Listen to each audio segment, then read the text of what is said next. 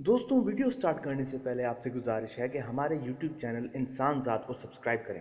साथ ही वो bell icon press करें, ऐसे में हमारी लेटेस्ट वीडियो की नोटिफिकेशन सबसे पहले आपको पहुंचेगी। शुक्रिया।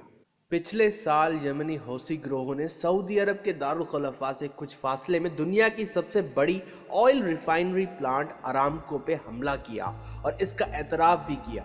सऊदिया हुक्काम ने इस हमले की प्लॉटिंग का इल्ज़ाम ईरान पे डाला क्योंकि उनका मानना था कि ईरान हौसी गिरोह को प्रॉक्सी और कोवर्ट ऑपरेशंस और अपने मफाद के लिए फाइनेंशियली और टेक्टिकली सपोर्ट करता है। जब मशरिक़ वस्ता में कशीदगी फिर से बढ़ती गई तो इसराइल ने सऊदिया का रुझान अपने तरफ किया और टॉप नॉच वेपनरी और मिसाइल टेक्नोलॉजी अग्रीमेंट्स साइन की और परचेज की। और कुछ घंटे पहले यमन के नॉर्दर्न प्रोविंस अल जौफ में एक टॉर्नेडो जेट फाइटर गिराया गया। यमनी हुक्काम का दावा है कि ये इन्हीं के मुल्क के एक दुश्मन गिरोह का प्लेन था और सऊदी हुक्काम का ये एतराफ़ है कि ये उनका प्लेन था जो एक मिलिट्री ऑपरेशन के दौरान एक मिलिट्री कैंप के नज़दीक वहां तबाह और गिराया गया, क्योंकि एक बड़े अरसे से सऊदी अरब यमन की गवर्नमेंट फोर्सेस को हौसी गिरोह से लड़ाई में सपोर्ट कर रही है ताकि ईरान का इन्फ्लुएंस खित्ते में कॉम्प्रोमाइज हो।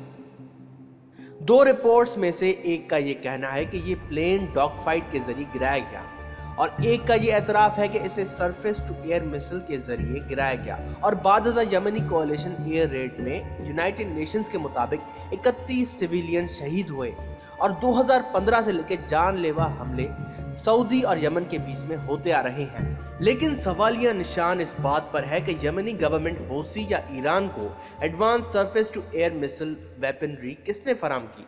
क्या सऊदी अरब और यमन की लड़ाई दरअसल इसराइल और ईरान की लड़ाई है?